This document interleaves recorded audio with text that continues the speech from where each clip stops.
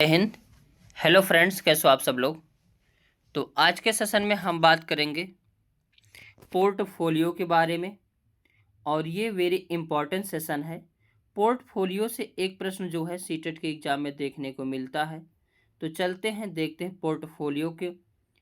और ये सभी लोग जान लें कि एग्ज़ाम को क्रैक करने के लिए कॉन्सेप्ट को पढ़ना बहुत ज़रूरी होता है, क्योंकि बगैर कॉन्सेप्ट के जो क्वेश्चन हल करने में कठिनाई होती है। और कभी भी कोई भी बालक केवल क्वेश्चन पढ़ के अपने सक्सेस को आगे नहीं बढ़ा सकता है। तो चलते हैं, देखेंगे इसमें पोर्टफोलियो के पूरे कॉन्सेप्ट को देखेंगे और महत्वपूर्ण प्रश्नों को भी हल करेंगे जो PYQ में पूछे गए हैं। और इसका PDF जो है @विजय एकेडमी पर मिलेगा। इसको ज्वाइन करके जो है PDF को प्राप्त कर सकते हैं। और हमारे चैनल को सब्सक्राइब कर लें, क्योंकि ये चैनल जो है इस पर तब तक वीडियो मिलते रहेंगे जब तक जो है सीटेट का जो है कंप्लीट पेपर हो नहीं जाएगा। और इसमें बेहतरीन क्लासेज मिलेगी कॉन्सेप्ट सहित, फिर उसके बाद प्रैक्टिस भी कराया जाएगा। तो चलते हैं, देखते हैं अपने इस सेशन को और आगे बढ़ाते हैं। पोर्टफोलियो ये अपने आप में इम्पॉर्टेंट सेशन है, इस चीज़ को ध्यान रखना, क्योंकि पोर्टफोलियो से प्रश्न पूछे जाते हैं। तो इसमें इससे जो है नोट्स भी बना सकते हैं। और ये टॉपिक नंबर 16 है। और चैनल को सब्सक्राइब कर लें ताकि यहाँ से जो भी वीडियो अपलोड किया जाए सबसे पहले आपके यहाँ पहुँचे। बेल आइकन को दबा लें। पोर्टफोलियो होता क्या है? पोर्टफोलियो के बारे में जानना बहुत ज़रूरी होता है। जैसे हम लोग मनोवैज्ञानिक को पढ़ते हैं, ठीक उसी प्रकार जो है पोर्टफोलियो को भी पढ़ना ज़रूरी होता है। पोर्टफोलियो एक प्रकार की फाइल होती है जिसमें किसी बच्चे के निश्चित अवधि में किए गए कामों का संग्रह होता है। यानी अगर किसी निश्चित समय में के काम, बच्चों के कामों का संग्रह कर लिया जाए, उससे ये पता चलेगा बच्चा इस समय किस हिसाब से चल रहा है, कैसे उसका विचारधारा है, कैसा वो रिस्पॉन्स करता है, कैसे वो काम कर रहा है। तो यही सब क्या होता है, पोर्टफोलियो होता है। और इसमें बच्चों की उपलब्धियों, प्रगति और कमियों को भी जो है रखा जाता है। तो ये प्रश्न डायरेक्ट पूछा जाता है कि बच्चे की उपलब्धि, प्रगति और कमियों को जो है किस में रखा जाता है, तो पोर्टफोलियो में रखा जाता है। किस में? पोर्टफोलियो में रखा जाता है। और कहीं ना कहीं अगर जो कमी है उसके आधार पर बच्चों का जो है मूल्यांकन किया जा सकता है। उसकी प्रगति किस प्रकार से है, इस आधार पर मूल्यांकन किया जा सकता है। उसकी उपलब्धि कैसी है, इस प्रकार से पे जो है मूल्यांकन किया जाता है। अब पोर्टफोलियो से बच्चों की महत्वपूर्ण जानकारी मिलती है।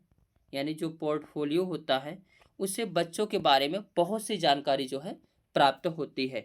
जैसे व्यक्तिगत, यानी वह उसका व्यवहार किस प्रकार से है, उसमें प्रगति जो प्रोन्नति कैसी हो रही है, वह कुछ निश्चित समय तक क्या काम किया है, किस पर जोर दिया है। पारिवारिक, यानी वह किस प्रकार के परिवार में रहता, परिवार का माहौल कैसा है। शैक्षणिक, यानी वह उसकी जो है पढ़ने की क्षमता है, शैक्षणिक जो योग्यता है वह किस प्रकार की है। शैक्षणिक, यानी वह किस प्रकार से अपना अध्ययन करता है, कितना वह जो है ध्यान देता है। तथा सामाजिक जानकारी जो है आदि पोर्टफोलियो से प्राप्त होती है। यानी समाज में उसका कैसा जो है स्थान है, समाज में कैसा वो बिहेव करता है, इन सभी के बारे में जानकारी मिलती है। बच्चों के पोर्टफोलियो बनाने का उद्देश्य होता है कि इसकी सहायता से उनका मूल्यांकन करना। यानी जब मूल्यांकन किया जाता है तो पोर्टफोलियोज की सहायता से करते हैं। और पोर्टफोलियो की सहायता लेने पर जो है मूल्यांकन करना आसान हो जाता है। आगे एक होता है रिकॉर्ड। रिकॉर्ड दो प्रकार से होते हैं, वेरी इंपॉर्टेंट, इसको लगाइए। रिकॉर्ड कितने प्रकार से होते हैं? दो प्रकार से होते हैं। एक होता है एनेक्डोटल रिकॉर्ड और एक होता है कम्युलेटिव रिकॉर्ड। वेरी इंपॉर्टेंट, इसको भी लगाइए। एक कौन सा होता है? एनेक्डोटल रिकॉर्ड होता है और एक होता है कम्युलेटिव रिकॉर्ड। और इसमें अगर हम लोग देखेंगे, यहाँ से भी प्रश्न पूछे जाते हैं। एनेक्डोटल जो रिकॉर्ड होता है इसमें बच्चों के सभी तरह के रिकॉर्ड रखे जाते हैं। सभी तरह पूछेगा प्रश्न, सभी तरह के रिकॉर्ड किस में रखे जाते हैं, तो एनेक्डोटल रिकॉर्ड में। जैसे बिहेवियर यानी उसकी व्यवहार किस प्रकार से है, स्किल्स उसका जो है स्किल्स कैसा है, एटीट्यूड, ये सभी किस में रखे जाते हैं, एनेक्डोटल रिकॉर्ड में रखे जाते हैं। और एक होता है कम्युलेटिव रिकॉर्ड, इसमें बच्चों के क्लास से संबंधित रिकॉर्ड रखे जाते हैं। ये चीज़ ध्यान रखना, टीचर को ही पढ़ाने जाने वाले हम लोग सीटेट पास करेंगे, सुपर टेट पास करेंगे, तो कहीं ना कहीं हम लोग जो है टीचर बन जाएंगे। तो कहीं ना कहीं इन सभी के बारे में जानना बहुत ज़रूरी होता है, इसलिए सीटेट हो चाहे टेट, यहाँ इसमें से प्रश्न जरूर पूछे जाते हैं।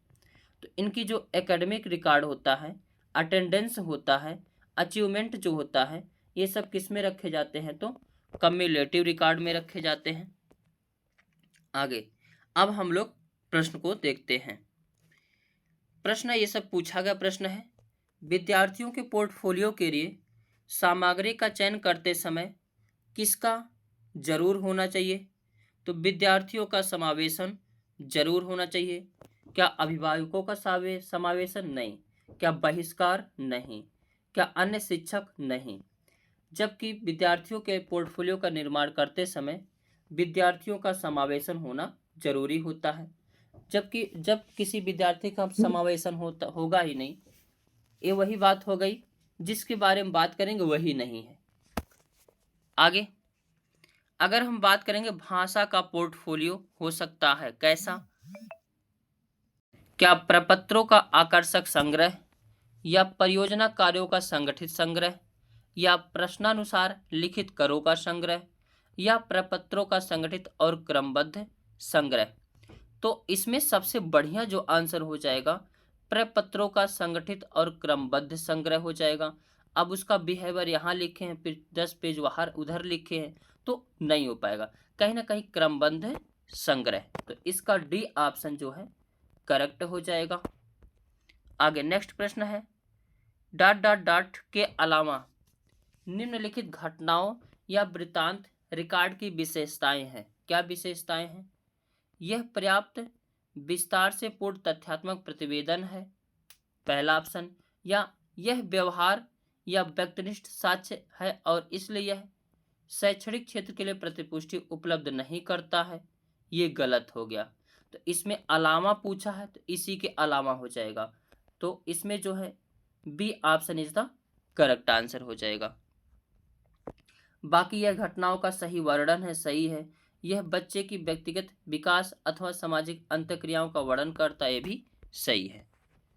नेक्स्ट प्रश्न है, कक्षा में विद्यार्थियों से कहा गया है कि वह अपने समाज के लिए क्या कर सकते हैं। इसे दर्शाने के लिए एक नोटबुक में अपने कार्य की विविध शिल्प कृतियों को संयोजित करें। यह किस प्रकार की जो है गतिविधि है।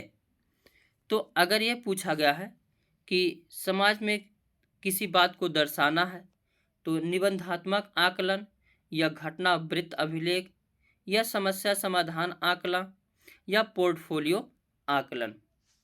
तो यहाँ पे बच्चों को लिए एक समस्या दे दी गई है कि समाज के लिए क्या कर सकते हैं, तो और इसमें जो है अपने हिसाब से विविध शिल्प कृतियों को संयोजित करना है। तो यहाँ पे सी ऑप्शन हो जाएगा, समस्या समाधान आकलन, यानी समस्या दे दिया गया है और उसको जो है दिखाना है कि किस प्रकार से कर सकते हैं, सभी गतिविधि को नोट करना है। तो C option is the correct answer हो जाएगा। निबंधात्मक आकलन में किसी चीज पर निबंध लिखते हैं। घटना वृत्त अभिलेख में किसी घटना पर हम विशेष रूप से चित्र डालते हैं, यानी उसकी घटना को लिखते हैं।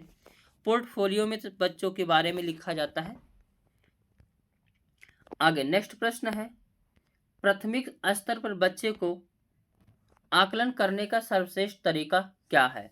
तो यहाँ पे पोर्टफोलियो हो जाएगा। गृह कार्य नहीं, योगात्मक कार्य नहीं, आवधिक परीक्षाएं नहीं, इसमें क्या हो जाएगा पोर्टफोलियो। तो C option is the correct answer हो जाएगा।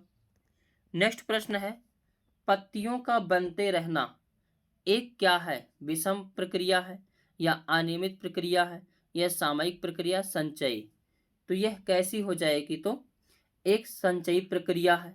क्योंकि इसमें कहीं ना कहीं जो है पत्ती का संचय होकर बनता है। तो डी ऑप्शन इसका करेक्ट आंसर हो जाएगा।